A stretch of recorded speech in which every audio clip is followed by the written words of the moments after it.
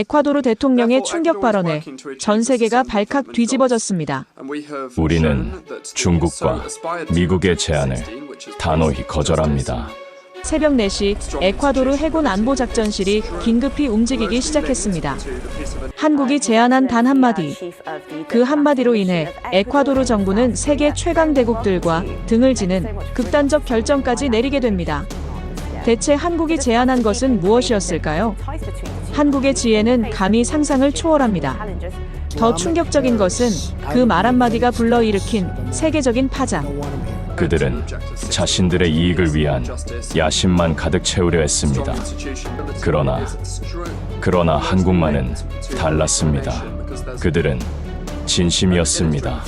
도대체 무슨 일이 벌어진 걸까요? 그 전에 잠깐 1초 만에 누를 수 있는 좋아요 버튼을 꾹 눌러주시면 영상 제작에 아주 큰 힘이 됩니다. 그럼 바로 시작하겠습니다. 총성이 바다 위에 울려 퍼졌습니다. 저는 미겔 로드리게스, 에콰도르 대통령 직속 외교안보 특별차관이죠. 전직 해군 정보장교 출신입니다. 지금 제 눈앞에서 벌어지고 있는 일은 악몽 그 자체였죠. 손들어. 배에서 내려. 무장괴한들이 어민 후안의 머리에 총을 겨누고 있었습니다. 저는 해군 정찰 헬기에서 이 모든 상황을 지켜보고 있었죠. 무전기를 잡고 소리쳤습니다. 즉시 지원 요청. 민간인이 위험하다. 하지만 돌아온 건 절망적인 답변이었습니다. 차관님, 우리 함정으론 접근 불가능합니다. 상대 화력이 너무 강해요. 후안이 떨리는 손으로 생선 바구니를 넘겨주고 있었죠. 30년 베테랑 어부의 얼굴에 공포가 가득했습니다. 무장선박 3척이 작은 어선을 완전히 포위한 상태였습니다. 이놈들아, 이건 우리나라 바다다. 후안이 절규했지만 소용없었죠. 괴한 중 하나가 총대로 후안의 등을 거칠게 밀쳤습니다. 저는 주먹을 꽉 쥐었습니다. 우리나라 어민이 자국 해역에서 이런 수모를 당하고 있는데 속수무책이었죠. 헬기가 해군기지로 돌아왔을 때 더 충격적인 소식이 기다리고 있었습니다. 차관님, 썸마을 마르타에서 긴급 상황 발생했습니다. 해군 정보장교 카를로스가 뛰어왔죠. 어민 가족 전체가 실종됐습니다.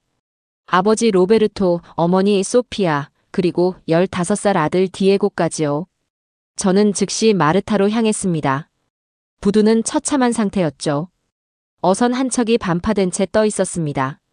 촌장 페드로가 저를 맞이했습니다. 그의 얼굴은 창백했죠. 차관님, 이제 정말 끝입니다. 로베르토 가족을 마지막으로 봤을 때 마약선 5척이 몰려왔어요. 목격자는 없습니다. 모두 도망쳤죠. 누가 감히 저항하겠습니까? 페드로가 떨리는 손으로 부두에 파손된 흔적을 가리켰습니다. 지난달에만 젊은 어부 12명이 납치당했습니다. 돌아온 건 늙은 어부들 뿐이죠. 젊은 놈들은 마약 운반선 강제 노역에 끌려갔어요. 저는 해군 본부로 달려갔습니다. 해군 참모총장 알베르토 장군이 전황지도 앞에서 기다리고 있었죠. 미겔 차관, 현실을 봅시다. 알베르토 장군의 목소리에는 분노와 좌절이 뒤섞여 있었습니다. 우리 해군 전력으로는 한계가 명확해요. 300톤급 노후 순찰선 8척이 전부죠. 장군이 빨간 점들로 가득한 지도를 가리켰습니다. 이 빨간 점들이 범죄 조직 무장선박 위치입니다. 우리 순찰선보다 2배 큰 데다가 최신 무기로 무장하고 있어요. 그럼 대책은? 없습니다. 장군의 답변이 칼날처럼 날카로웠죠. 지난주 우리 순찰선 한 척이 마약선 추격에 나섰다가 오히려 포위당했습니다. 승무원 5명이 크게 다쳤어요. 저는 충격을 받았습니다. 우리 해군이 자국 해역에서 완전히 밀리고 있었던 거죠. 얼마나 심각합니까?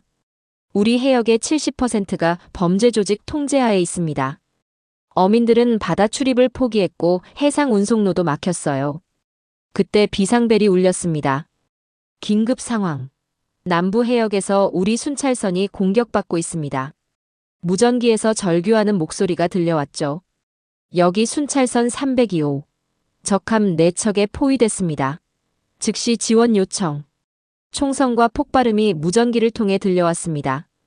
엔진이 손상됐습니다. 승무원 2명 다쳤어요. 알베르토 장군이 주먹으로 탁자를 내리쳤습니다. 이럴 때마다 우리는 속수무책이에요. 지원 나갈 전력도 없고 나가봤자 우리만 더 위험해질 뿐입니다. 저는 그 순간 깨달았습니다. 우리나라가 바다를 완전히 잃어가고 있다는 것을 말이죠. 대통령실 긴급회의가 소집됐습니다.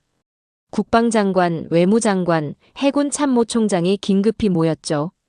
국방장관 라파엘이 참담한 목소리로 보고했습니다. 각하, 현재 우리 영해는 사실상 무법지대입니다. 대통령의 얼굴이 굳어졌죠. 상세히 보고하라. 어민 피해가 급증하고 있습니다. 실종자만 지난 한 달간 23명이에요. 해상 치안은 완전히 붕괴됐죠. 외무장관 이사벨이 덧붙였습니다. 국제사회에서도 우리나라를 마약 중개기지로 보기 시작했습니다. 해양 주권이 위험해졌어요. 대통령이 저를 향해 날카로운 눈빛을 보냈습니다. 미겔 차관, 솔직한 평가를 하라.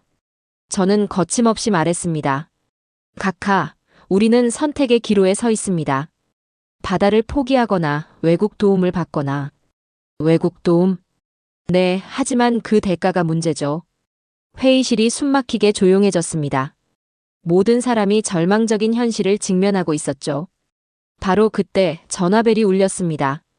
운명을 바꿀 전화였습니다. 미국 대사관에서 연락이 왔습니다. 외무장관 이사벨이 급하게 회의실로 들어왔습니다. 그 전화가 울린 지 불과 1시간 만의 일이었죠. 저는 가슴이 뛰었습니다.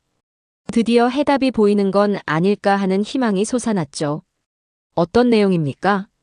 대통령이 앞으로 몸을 기울였습니다. 해양 안보 지원을 논의하고 싶다고 합니다. 내일 대사관에서 회담을 원해요. 다음 날 저는 미국 대사관에 도착했습니다. 해양안보 담당관 존 해리슨이 저를 맞이했죠. 40대 중반의 냉철한 인상이었습니다. 미겔 차관, 에콰도르의 해상 치안 상황에 대해 깊이 우려하고 있습니다. 해리슨이 정중하게 말했지만 그의 눈빛은 차갑했습니다.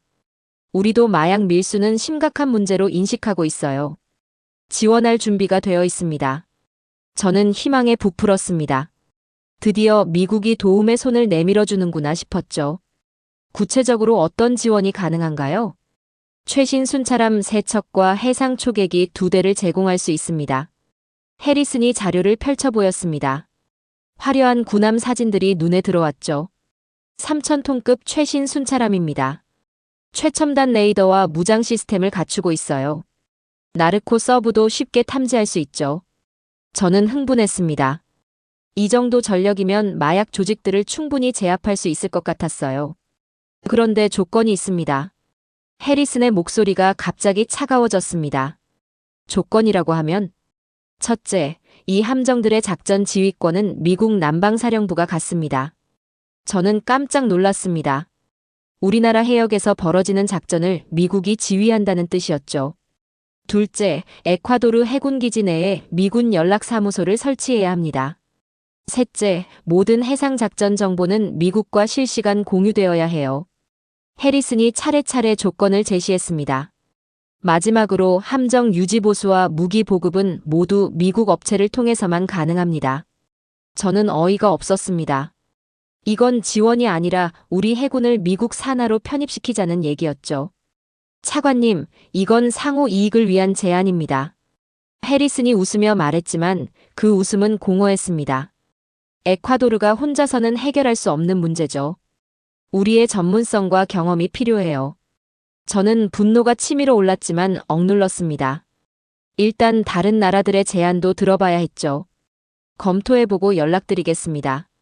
그 다음 주 중국 대사관에서 연락이 왔습니다. 해양협력 담당관 왕밍이 저를 만나자고 했죠. 미겔 차관, 중국은 에콰도르와의 해양 파트너십을 강화하고 싶습니다. 왕밍은 50대 초반의 노련한 외교관이었습니다. 미국과는 다른 접근 방식이었죠. 우리는 경제적 지원과 함께 해상 안보도 도울 수 있어요. 왕밍이 화려한 브로셔를 내밀었습니다. 신형 호위함 4척과 해상 초계기 3대를 제공합니다.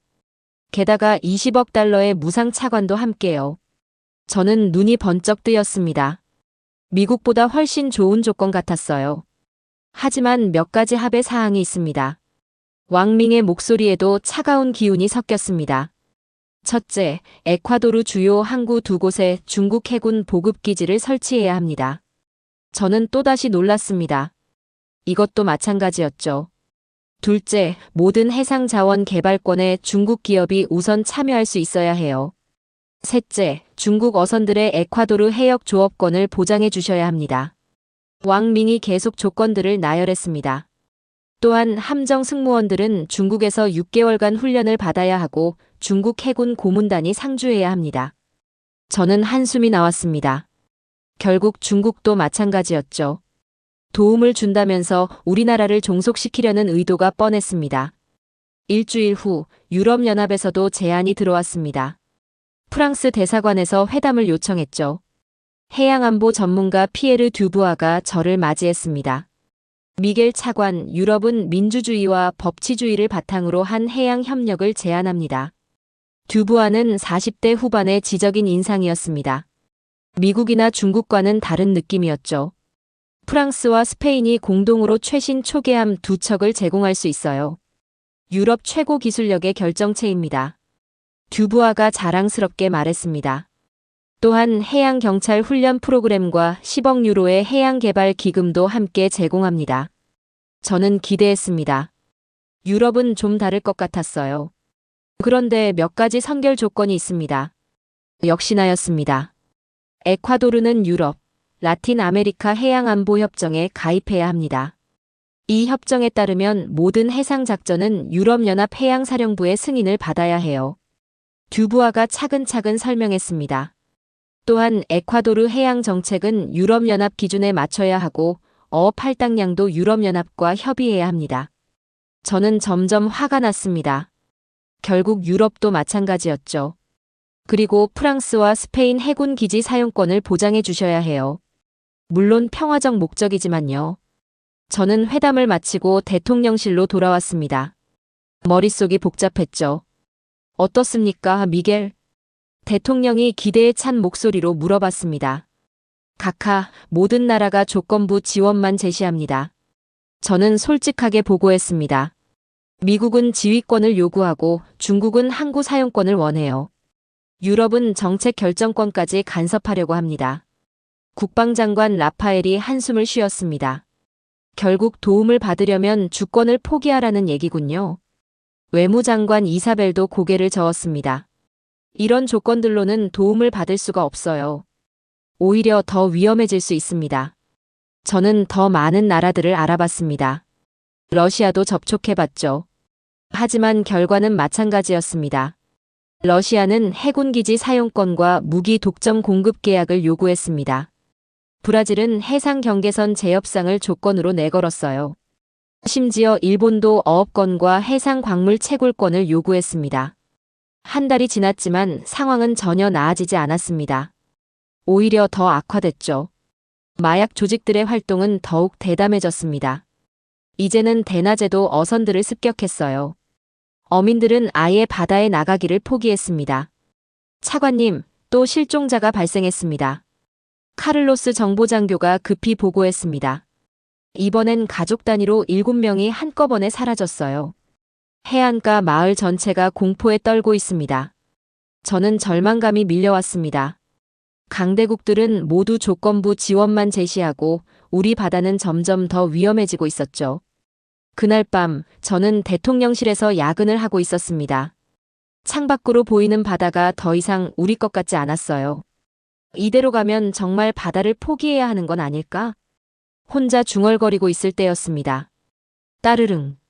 전화벨이 울렸습니다. 밤 11시가 넘은 시각이었죠. 누구일까 싶어 전화를 받았습니다. 여보세요? 미겔 차관님이십니까? 낯선 목소리였지만 발음이 특이했습니다. 한국어를 배운 사람 같았어요. 네, 그런데 누구십니까? 대한민국 외교부 김성호 과장입니다. 혹시 지금 시간이 되시면 잠깐 이야기할 수 있을까요? 저는 깜짝 놀랐습니다. 한국에서 연락이 온다고는 전혀 예상하지 못했거든요. 무슨 일로 연락하셨나요? 에콰도르의 해양 안보 상황에 대해 알고 있습니다. 혹시 우리가 도울 수 있는 일이 있을지 논의해보고 싶어요. 저는 가슴이 뛰기 시작했습니다. 또 다른 기회가 온 것일까요? 하지만 동시에 의심도 들었어요. 한국도 결국 조건부 지원을 제시할 게 뻔했죠. 내일 시간 되시면 한국 대사관에서 만날 수 있을까요? 네, 가겠습니다. 전화를 끊고 나서 저는 복잡한 심정이었습니다. 과연 한국은 어떤 조건을 제시할까요? 다음 날 아침, 저는 한국 대사관으로 향했습니다. 솔직히 별다른 기대는 하지 않았어요.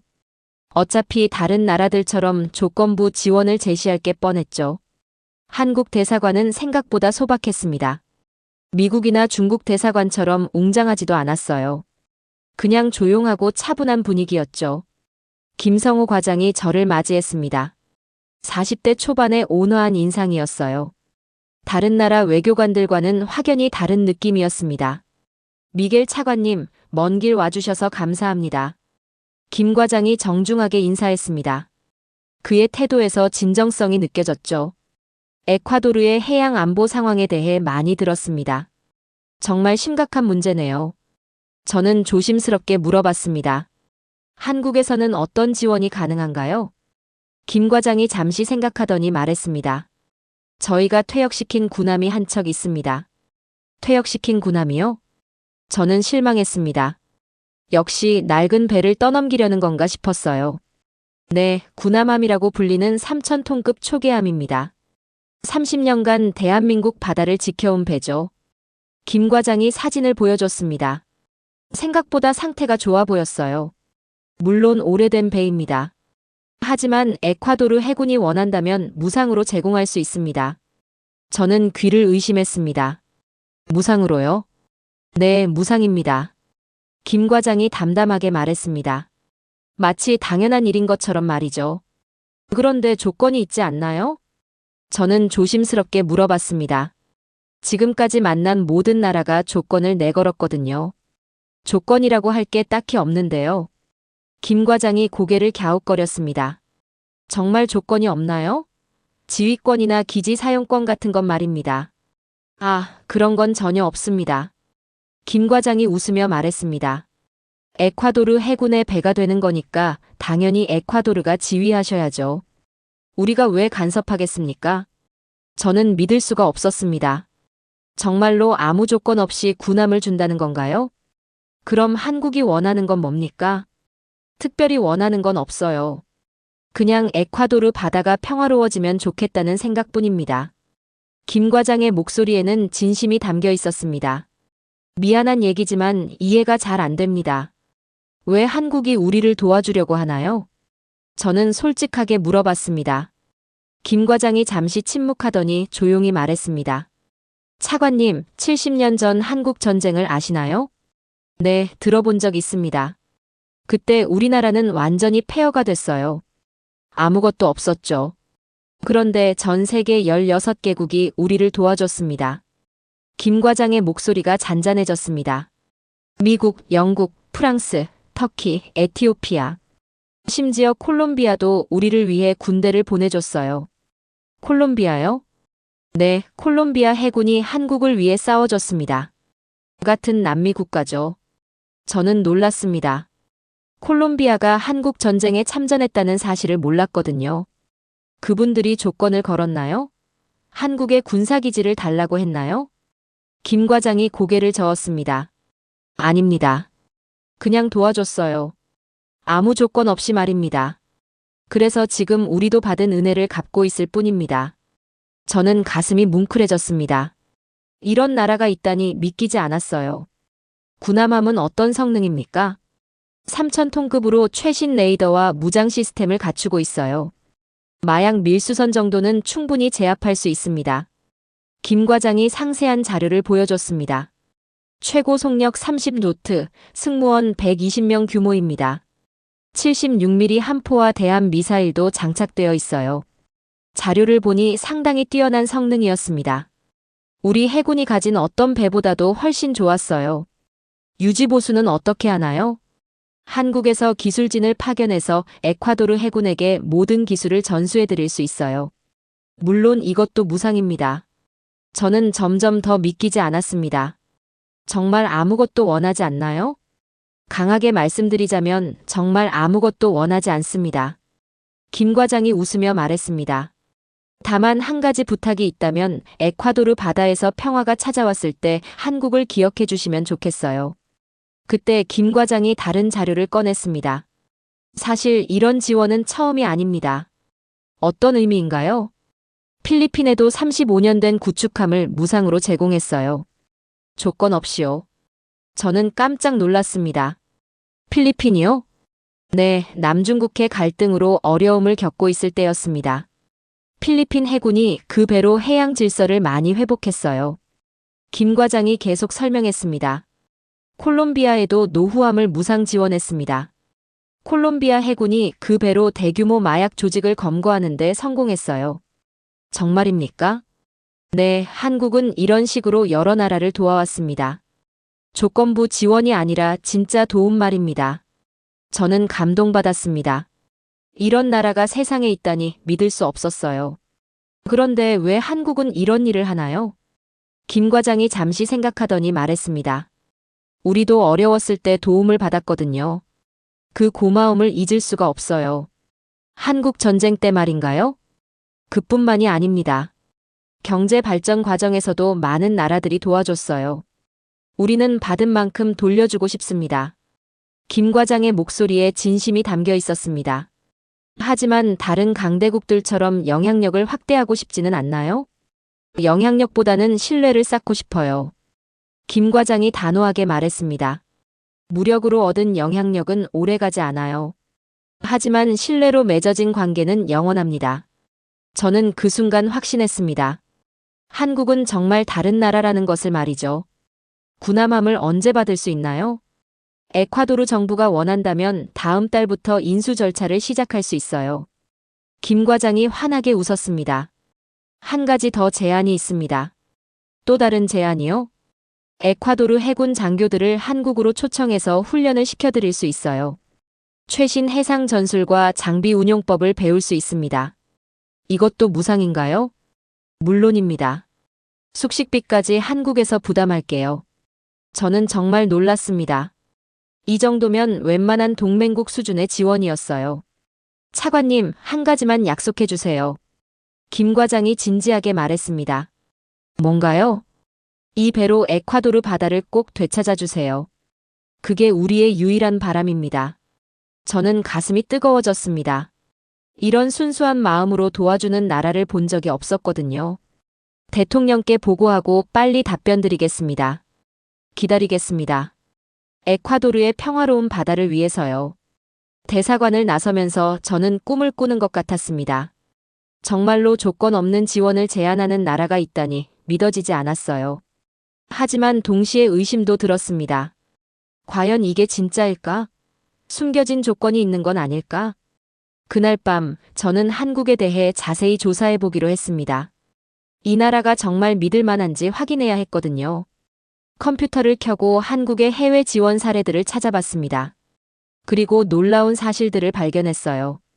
한국은 정말로 여러 나라에 조건 없는 지원을 해왔습니다. 아프리카, 아시아, 남미 곳곳에서 교육, 의료, 기술 지원을 하고 있었어요. 그것도 아무런 정치적 조건 없이 말입니다. 저는 점점 더 감동받았습니다. 이런 나라가 세상에 있다는 게 기적 같았어요. 다음 날 아침, 저는 대통령실로 뛰어갔습니다. 이 소식을 빨리 전해야 했거든요. 각하, 희망이 보입니다. 제가 숨을 헐떡이며 말했습니다. 무슨 일인가, 미겔? 한국에서 무상으로 군함을 지원하겠다고 합니다. 대통령의 눈이 번쩍 뜨였습니다.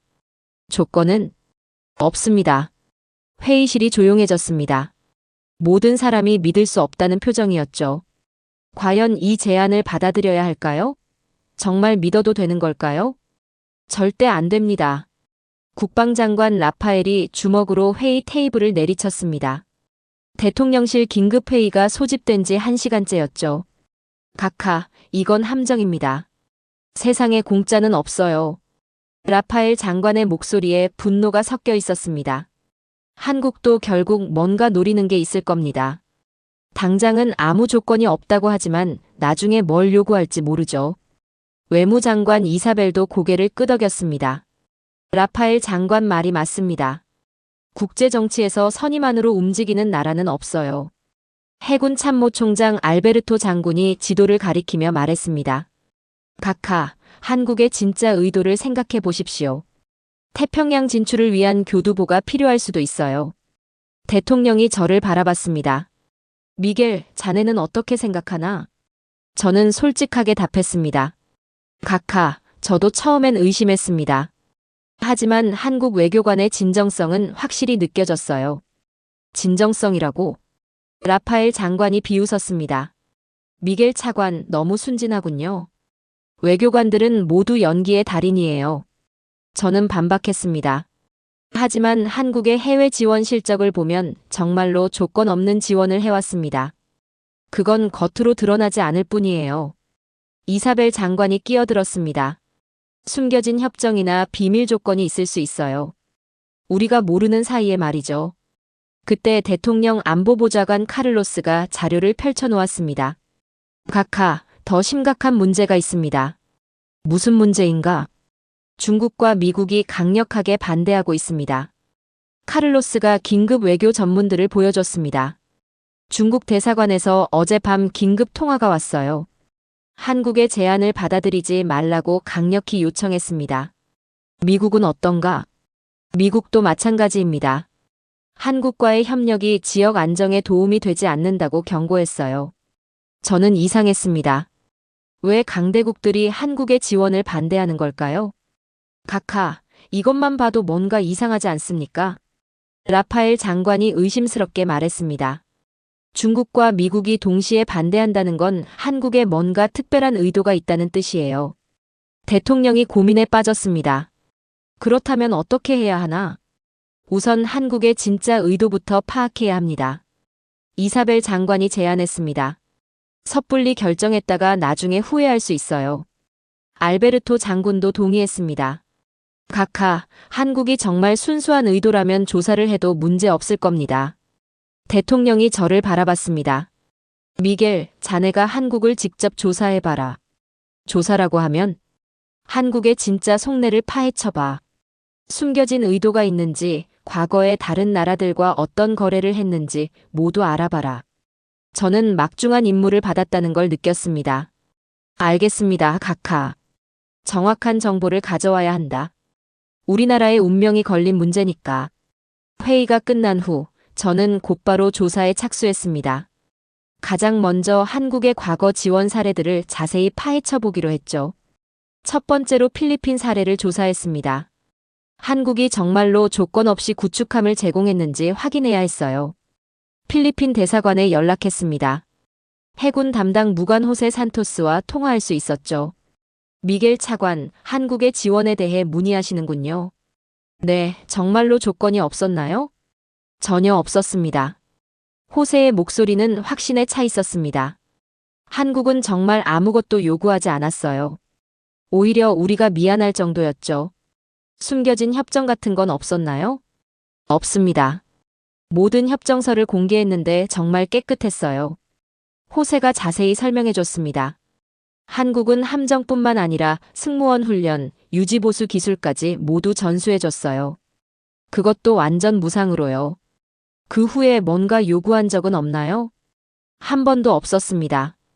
오히려 우리 해군 전력이 강화되는 걸 진심으로 기뻐해줬어요. 저는 놀랐습니다. 정말 조건이 없었다는 뜻이었죠. 그 함정으로 성과가 있었나요? 엄청났습니다. 호세의 목소리가 흥분됐습니다. 남중국해에서 불법 조업하던 외국 어선들을 모두 쫓아냈어요. 우리 어민들이 안전하게 조업할 수 있게 됐죠. 다음으로 콜롬비아 사례를 조사했습니다. 콜롬비아 해군 정보장교 루이스 모레노와 화상회의를 했어요. 미겔 차관, 콜롬비아와 한국의 관계에 대해 궁금하시군요. 한국이 제공한 함정에 대해 알고 싶습니다. 정말 놀라운 경험이었어요. 루이스가 환하게 웃었습니다. 한국은 우리에게 포항급 초계함을 줬는데 그 배로 마약 조직 소탕에 큰 성과를 거뒀어요. 한국이 뭔가 요구한 적 있나요? 전혀요. 오히려 우리가 성공할 때마다 축하 메시지를 보내줬어요. 루이스가 감동적인 이야기를 들려줬습니다. 한국 해군 참모총장이 직접 콜롬비아에 와서 우리 작전 성과를 보고 진심으로 기뻐했어요. 마치 자기 일처럼 말이죠. 저는 점점 더 확신이 서기 시작했습니다. 한국은 정말 다른 나라인 것 같았어요. 그 다음엔 아프리카 지원 사례들을 조사했습니다. 가나 대사관의 교육 담당관 쿠아메와 통화했죠. 한국의 교육 지원은 정말 감동적이었습니다. 어떤 점에서요? 10년간 우리나라 학생 500명을 한국에서 교육시켜줬어요. 모든 비용을 한국에서 댔죠. 그 대가로 뭔가 요구했나요? 없었어요. 오히려 학생들이 귀국한 후에도 계속 관심을 가져주더군요. 쿠아메가 구체적인 사례를 말해줬습니다. 한국에서 교육받은 우리 학생들이 가나의 IT 산업을 이끌고 있어요. 한국은 그걸 보고 자랑스러워했죠. 저는 더 많은 나라들을 조사했습니다. 케냐, 우간다, 방글라데시, 베트남. 모든 나라에서 같은 답변이 돌아왔어요. 한국은 정말로 조건 없는 지원을 해왔습니다. 그것도 수십 년간 일관되게 말이죠. 일주일간의 조사 끝에 저는 놀라운 패턴을 발견했습니다. 한국의 지원에는 공통점이 있었어요. 첫째, 절대 정치적 조건을 걸지 않았습니다.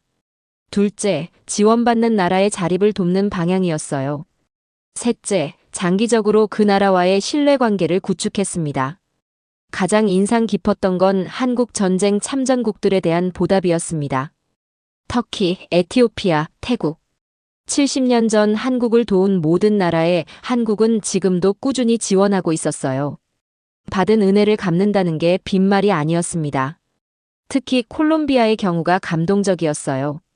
한국 전쟁 때 콜롬비아가 보낸 군함과 병력에 대한 보답으로 한국은 지금까지 콜롬비아 해군을 지원하고 있었죠. 저는 한국 외교부에 직접 연락해서 더 자세한 정보를 요청했습니다. 김성호 과장이 친절하게 응해줬어요. 차관님, 조사하고 계시는군요. 네, 우리 정부에서 신중하게 검토하라고 해서요. 당연합니다. 충분히 조사하세요. 김 과장의 태도가 너무 당당했습니다. 숨길 게 있다면 이럴 수 없을 거예요. 한국이 이런 지원을 하는 진짜 이유가 뭔가요? 김 과장이 잠시 생각하더니 진지하게 말했습니다. 차관님, 한국은 한때 세계 최빈국이었어요. 1인당 국민소득이 80달러였죠. 지금은 3만 달러가 넘지 않나요? 네, 그렇게 발전할 수 있었던 건 세계의 도움 덕분이었어요. 김 과장이 감동적인 이야기를 들려줬습니다. 한국 전쟁 때는 목숨을 걸고 도와준 나라들이 있었고, 경제 발전 과정에서는 기술과 자본을 지원해준 나라들이 있었어요. 그래서 보답하는 건가요? 맞습니다. 우리는 혼자서는 아무것도 할 수 없었어요. 받은 만큼 돌려줘야 한다고 생각해요. 저는 점점 감동받았습니다. 하지만 에콰도르는 한국 전쟁에 참전하지 않았는데요. 상관없어요. 김 과장이 단호하게 말했습니다. 어려움에 처한 나라를 돕는 게 당연한 일이라고 생각해요. 언젠가는 우리도 도움이 필요할 수 있잖아요. 그 순간 저는 깨달았습니다. 한국은 정말로 다른 철학을 가진 나라라는 것을 말이죠. 2주간의 철저한 조사를 마치고 저는 확신을 가지게 됐습니다. 한국의 제안은 진짜였어요. 숨겨진 의도나 조건 따위는 없었습니다. 오히려 한국은 에콰도르의 성공을 진심으로 바라고 있었어요. 그들만의 독특한 외교 철학 때문이었죠. 이제 대통령께 보고할 때가 됐습니다. 과연 제 조사 결과를 믿어주실까요? 각하, 결론부터 말씀드리겠습니다. 저는 대통령실 회의장 문을 박차고 들어갔습니다. 4주간의 조사를 마친 후였죠. 모든 장관들이 긴장한 얼굴로 저를 바라봤습니다. 한국의 제안을 받아들여야 합니다. 제 목소리에는 확신이 가득했어요. 국방장관 라파엘이 즉시 반박했습니다. 미겔 차관, 아직 성급합니다. 아닙니다. 저는 조사 자료를 탁자에 펼쳐놓았습니다. 한국은 70년간 16개국을 조건 없이 도와왔습니다. 필리핀, 콜롬비아, 터키, 에티오피아.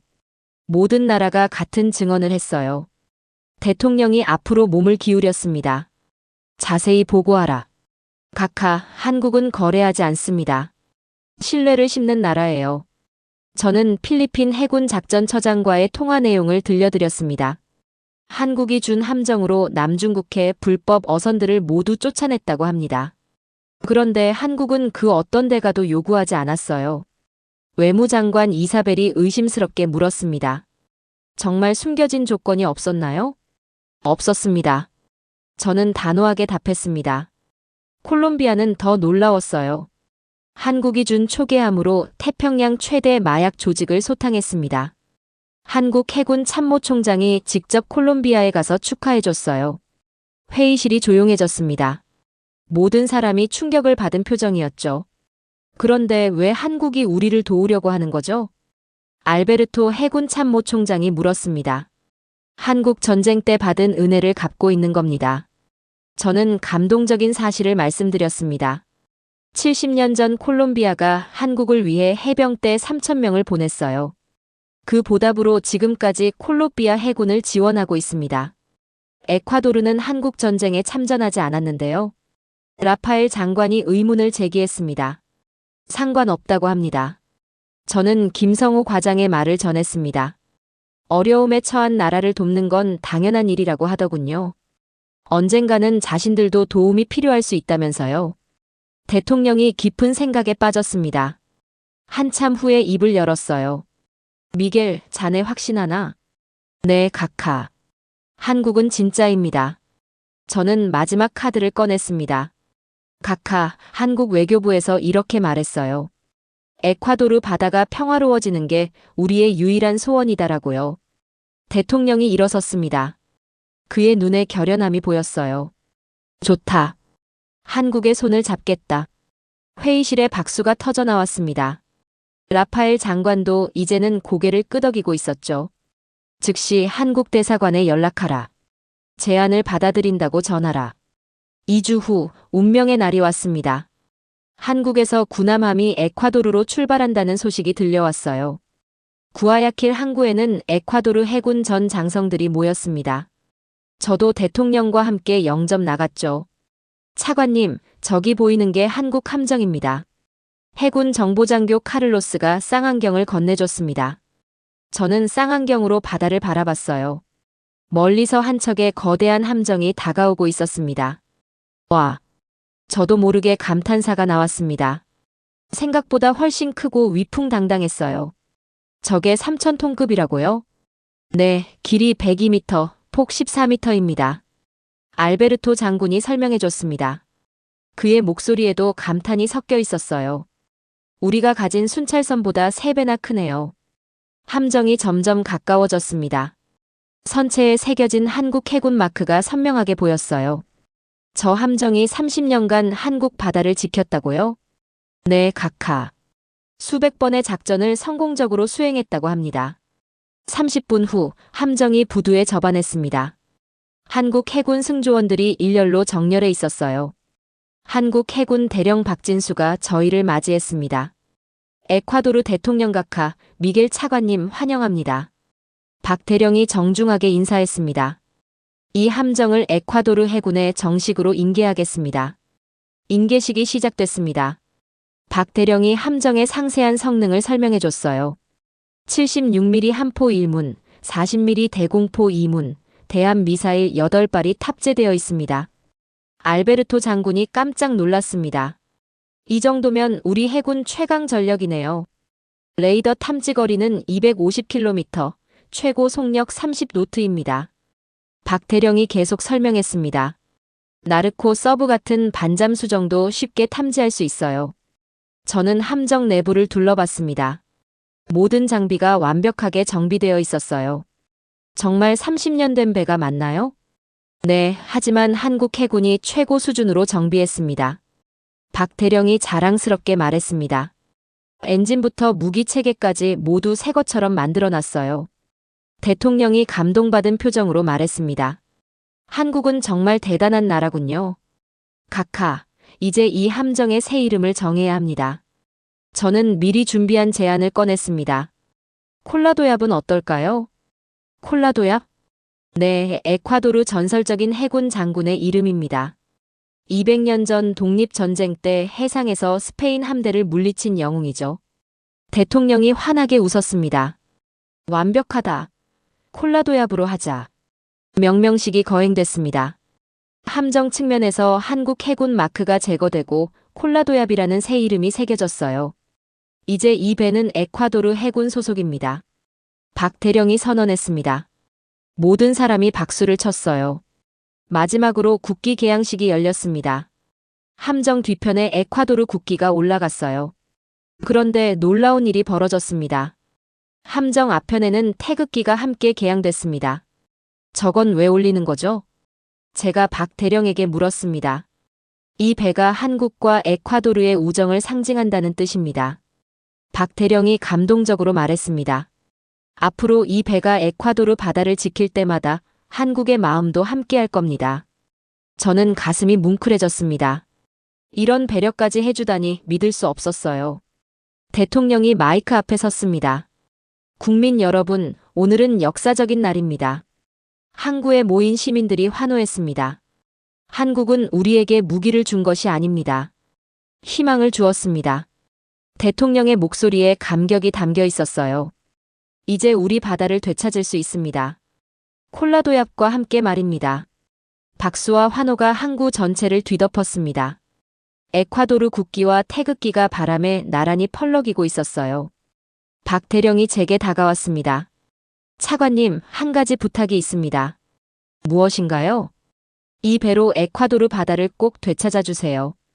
그게 한국의 유일한 소원입니다. 저는 굳게 다짐했습니다.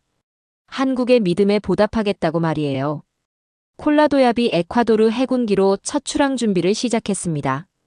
120명의 에콰도르 승조원들이 긴장한 표정으로 배치에 섰어요. 함장 루이스 바스케스가 명령했습니다. 모든 승조원 준비 완료. 출항. 콜라도얏이 부두를 떠났습니다. 그 순간 저는 확신했어요. 우리 바다를 되찾을 수 있다고 말입니다. 한국이 준 이 배와 함께라면 말이죠. 긴급 상황. 대규모 밀수선단이 집결하고 있습니다. 콜라도얏이 취역한 지 일주일 후 해군 정보국에서 충격적인 첩보가 들어왔습니다. 정보장교 카를로스가 숨을 헐떡이며 제 사무실로 뛰어들어왔죠. 어디서요? 갈라파고스 제도 서쪽 150km 해상입니다. 카를로스가 긴급 첩보를 펼쳐놓았습니다. 콜롬비아 마약 카르텔과 멕시코 조직이 연합작전을 벌이고 있어요. 역대 최대 규모입니다. 저는 자료를 보고 깜짝 놀랐습니다. 대형 모선 3척에 소형 무장선박 8척이 집결해 있었어요. 규모가 어느 정도죠? 추정 마약량만 50톤입니다. 시가 100억 달러 규모죠. 카르로스가 떨리는 목소리로 말했습니다. 더 심각한 건 이들이 우리 해역을 완전히 장악하려 한다는 겁니다. 저는 즉시 해군본부로 달려갔습니다. 알베르토 장군이 작전실에서 기다리고 있었어요. 차관님, 큰일입니다. 장군이 레이더 화면을 가리켰습니다. 적 함대가 우리 영해 쪽으로 이동하고 있어요. 6시간 후면 우리 해역에 진입합니다. 레이더 화면에는 빨간 점들이 서서히 움직이고 있었습니다. 마치 바다를 집어삼키려는 괴물 같았어요. 우리 기존 순찰선으로는 대응 가능한가요? 불가능합니다. 장군이 단호하게 답했습니다. 상대방은 대형 무장선박들이에요. 우리 300톤급 순찰선으론 접근조차 못합니다. 그때 작전참모 호르의 중령이 제안했습니다. 장군님, 콜라도얏을 투입하는 건 어떻습니까? 작전실이 조용해졌습니다. 모든 사람이 긴장한 표정이었죠. 콜라도얏의 첫 실전이 될 텐데. 알베르토 장군이 고민했습니다. 장군님, 지금이 아니면 언제 쓸 건가요? 제가 결연하게 말했습니다. 한국이 우리에게 희망을 준 이유가 바로 이 순간을 위해서 아닙니까? 장군이 고개를 끄덕였습니다. 좋습니다. 콜라도얏 긴급 출동 명령. 30분 후 해군 기지에 비상이 울렸습니다. 콜라도얏 승조원 120명이 전속력으로 배치에 섰어요. 함장 루이스 바스케즈가 저를 맞이했습니다. 차관님, 콜라도얏 출동 준비 완료입니다. 함장님 자신 있습니까? 물론입니다. 바스케즈 함장의 눈에 자신감이 넘쳤습니다. 이 배의 성능을 시험해볼 좋은 기회죠. 한국이 준 이 배의 진가를 보여드리겠습니다. 콜라도얏이 부두를 떠날 준비를 했습니다. 해군기지 전체가 긴장감에 휩싸여 있었어요. 모든 승조원 전투 준비. 바스케즈 함장이 명령했습니다. 76mm 함포 장전. 대함 미사일 시스템 가동.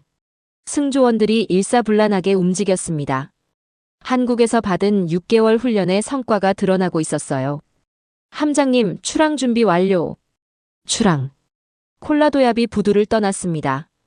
해군기지 전 병력이 경내로 배웅했어요. 에콰도르 국기와 태극기가 나란히 펄럭이는 모습이 장관이었습니다. 저도 함교에서 이 모든 상황을 지켜보고 있었습니다. 가슴이 뛰었어요. 차관님, 2시간 후면 적과 조우합니다. 항해장 펠리페 소령이 보고했습니다. 레이더에 포착됐나요? 아직은 탐지 범위 밖입니다. 하지만 곧 포착될 겁니다. 콜라도야비 바다를 가르며 전속력으로 항진했습니다. 30노트의 빠른 속도였어요. 우리 기존 순찰선보다 2배나 빨랐습니다. 1시간 30분 후 레이더 요원이 외쳤습니다.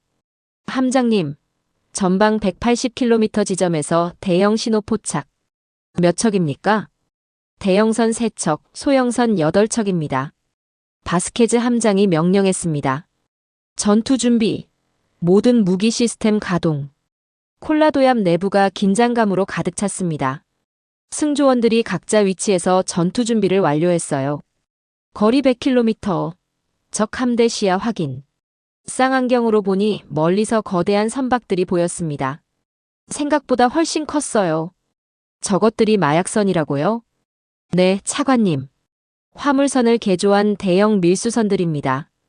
바스케즈 함장이 설명했습니다. 길이 150m가 넘는 괴물들이에요. 하지만 우리에게는 한국의 최신 무기 시스템이 있습니다. 거리가 점점 가까워졌습니다. 상대방도 우리를 발견한 것 같았어요. 적선에서 무전이 들어옵니다. 통신병이 보고했습니다. 들어보죠. 스피커에서 거친 목소리가 들려왔습니다. 에콰도르 군함. 즉시 물러가라. 여기는 우리 구역이다. 바스케즈 함장이 마이크를 잡았습니다. 이곳은 에콰도르 영해다. 즉시 항복하고 검색에 응하라. 하하. 그 조그만 배로 우리를 어쩌겠다는 거냐?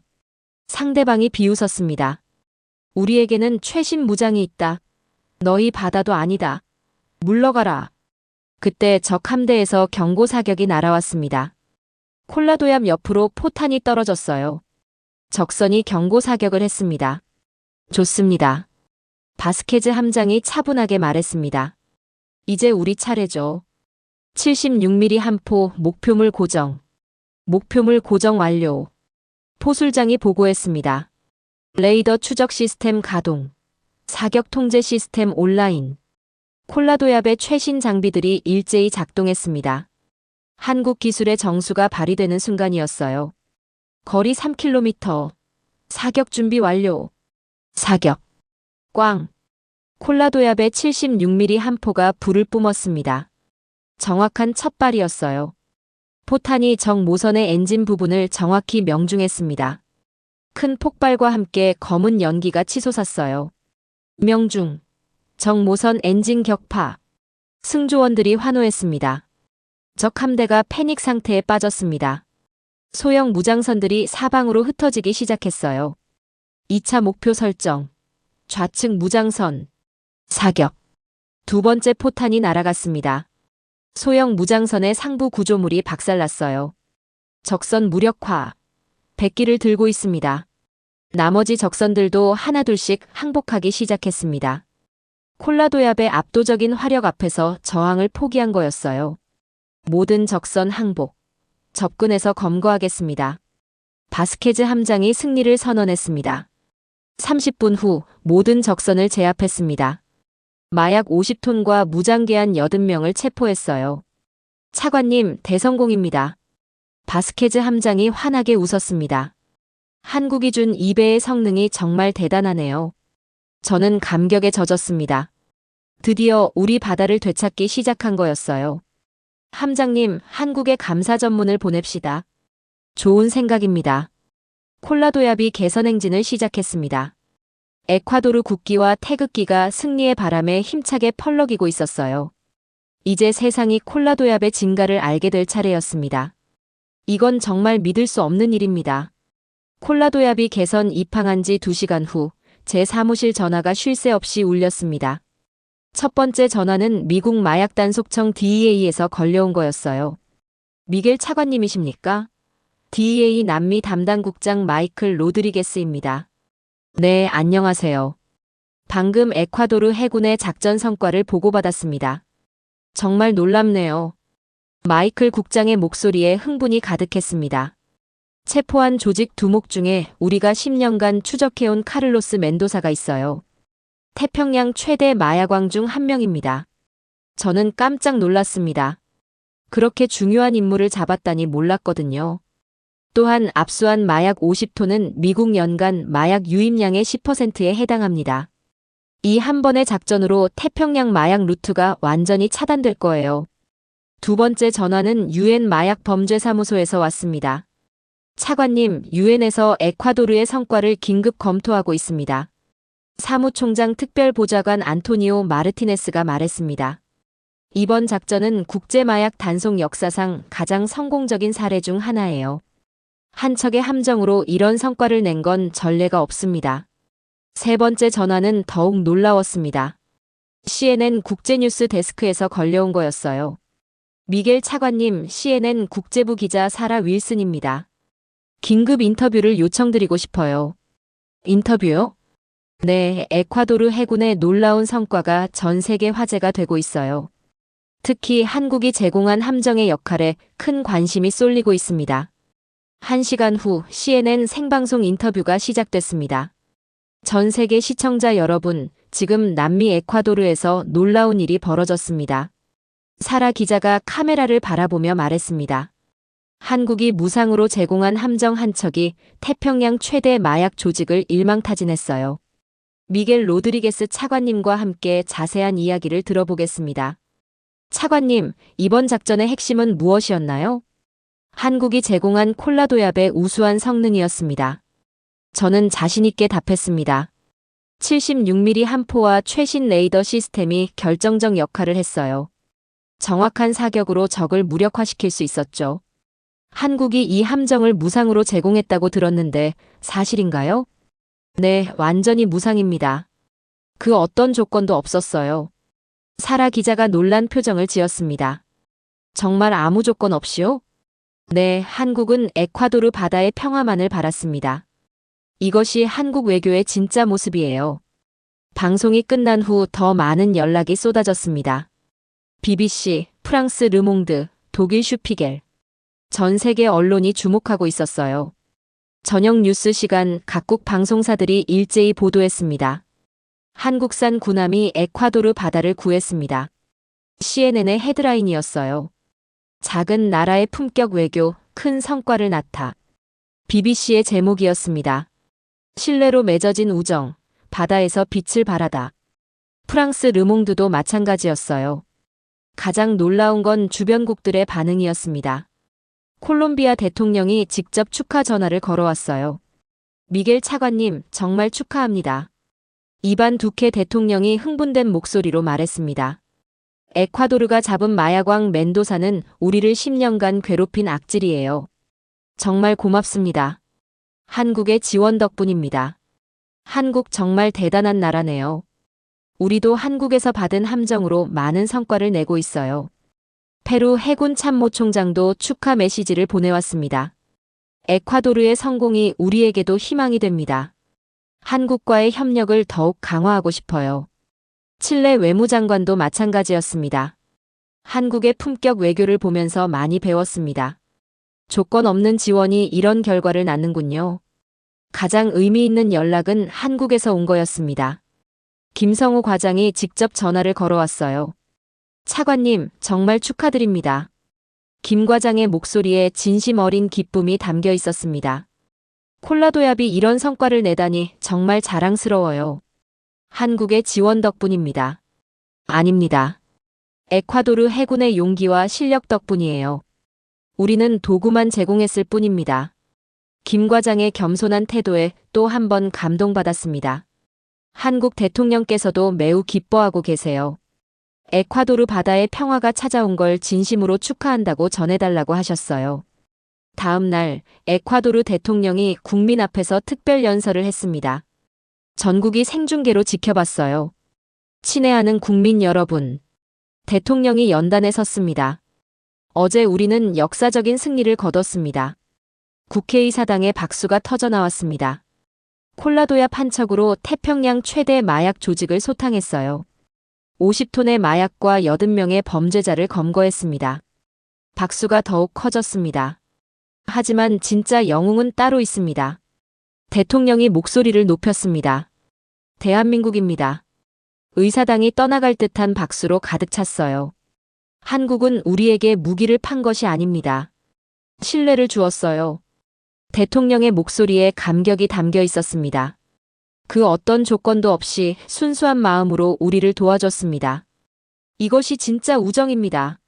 한국은 70년 전 어려울 때 도움을 받았던 은혜를 지금 갚고 있어요. 받은 만큼 돌려주는 나라입니다. 박수가 5분간 계속됐습니다. 우리도 한국을 배워야 합니다. 어려운 이웃을 돕는 마음, 조건 없는 우정을 말이에요. 연설이 끝난 후 각국 언론이 다시 한번 주목했습니다. 한국 외교의 새로운 모델. 워싱턴 포스트의 헤드라인이었어요. 무력이 아닌 신뢰로 바다를 구한 나라. 영국 가디언지도 마찬가지였습니다. 국제해양안보 전문가들도 한국을 재평가하기 시작했습니다. 한국의 접근 방식은 완전히 새로운 패러다임입니다. 미국 해군대학 교수 존 스미스가 말했습니다. 무기를 팔아서 영향력을 확대하는 게 아니라 신뢰를 주고 진짜 친구를 만드는 거죠. 이것이야말로 21세기형 외교입니다. 영국 왕립국제문제연구소의 메리 존슨 박사도 동의했습니다. 한국은 작은 투자로 큰 성과를 거뒀어요. 에콰도르는 이제 한국의 영원한 파트너가 될 겁니다. 그날 밤 저는 콜라도약을 다시 찾아갔습니다. 승조원들이 함정을 정비하고 있었어요. 바스케즈 함장이 저를 맞이했습니다. 차관님, 세계가 우리를 주목하고 있다던데요? 네, 콜라도약이 유명해졌어요. 한국에 정말 고마워해야겠네요. 함장이 함교를 바라봤습니다. 에콰도르 국기와 태극기가 나란히 펄럭이고 있었어요. 저 두 깃발이 정말 아름답습니다. 저도 감동받았습니다. 우정의 상징이죠. 이제 전 세계가 한국을 다른 시각으로 보기 시작했습니다. 조용하지만 강한 품격의 나라, 신뢰로 친구를 만드는 나라로 말이에요. 하지만 이건 시작에 불과했습니다. 한국의 진짜 가치가 세상에 알려지기 시작한 거였죠. 6개월 후, 저는 다시 콜라도약을 찾았습니다. 새벽 5시 해군기지는 조용했지만 콜라도약은 이미 순찰 준비를 마치고 있었어요. 차관님, 이른 아침에 나오셨네요. 바스케즈 함장이 저를 반갑게 맞아줬습니다. 오늘도 순찰 나가시는군요. 네, 매일매일입니다. 함장이 자랑스럽게 말했습니다. 콜라도약이 취역한 이후로 우리 해역에서는 마약선을 한 척도 발견하지 못했어요. 정말 놀라운 변화였습니다. 한 척의 함정이 바꾼 기적이었죠. 어민들도 이제 안전하게 조업하고 있어요. 항해장 펠리페 소령이 덧붙였습니다. 실종자도 완전히 사라졌죠. 6개월간 단 한 명도 없었어요. 콜라도약이 부두를 떠나는 모습을 지켜봤습니다. 에콰도르 국기와 태극기가 새벽바람에 나란히 펄럭이고 있었어요. 언제 봐도 감동적인 광경이었습니다. 그날 오후 제 사무실로 특별한 손님이 찾아왔습니다. 한국 대사관의 김성호 과장이었어요. 차관님, 오랜만입니다. 김 과장이 환하게 웃으며 인사했습니다. 과장님, 무슨 일로 직접 오셨나요? 좋은 소식을 전하러 왔어요. 김 과장이 공식 문서를 꺼냈습니다. 한국 정부에서 에콰도르 해군 장교 20명을 추가로 초청하겠다고 합니다. 최신 해상 전술 교육을 위해서요. 또 무상인가요? 물론입니다. 김 과장이 당연하다는 듯이 말했습니다.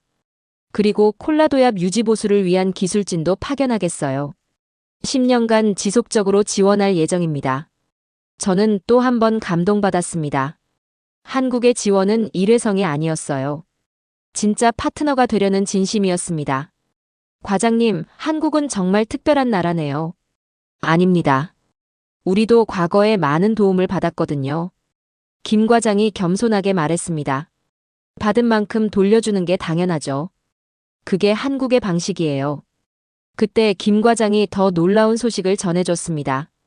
참고로 필리핀에서도 좋은 소식이 있어요. 무슨 소식인가요? 한국이 지원한 함정으로 남중국해에서 대규모 해적단을 소탕했어요. 필리핀 대통령이 한국에 직접 감사 편지를 보냈답니다. 콜롬비아는 어떤가요? 더 대단해요. 김 과장의 목소리가 흥분됐습니다. 한국이 지원한 초계함으로 카리브해 마약 루트를 완전히 차단했어요. 콜롬비아 해군이 역사상 최대 성과를 거뒀다고 합니다. 저는 감탄했습니다. 한국의 조용한 지원이 전 세계 바다에서 기적을 만들어내고 있었던 거죠. 과장님, 이런 성과들이 한국에는 어떤 의미인가요? 김 과장이 잠시 생각하더니 진지하게 말했습니다. 차관님, 한국은 무기를 파는 나라가 아니에요. 그럼 뭔가요? 신뢰를 심는 나라입니다. 김 과장의 말에 깊은 철학이 담겨 있었어요. 무력으로 얻은 영향력은 언젠가 사라져요. 하지만 신뢰로 맺어진 관계는 영원하죠. 그 순간 저는 깨달았습니다. 한국이 왜 이런 방식을 선택했는지 말이에요. 한국은 지금 전 세계에 진짜 친구들을 만들고 있는 거군요. 맞습니다. 김 과장이 환하게 웃었습니다. 에콰도르, 필리핀, 콜롬비아, 터키, 에티오피아. 이 모든 나라가 한국의 진짜 친구예요. 조건 없는 우정으로 맺어진 관계죠. 일주일 후 국제해양안보 컨퍼런스가 열렸습니다. 전 세계 해군 관계자들이 모인 자리였어요. 저도 에콰도르 대표로 참석했습니다. 가장 주목받는 발표자는 한국 해군 참모총장이었습니다.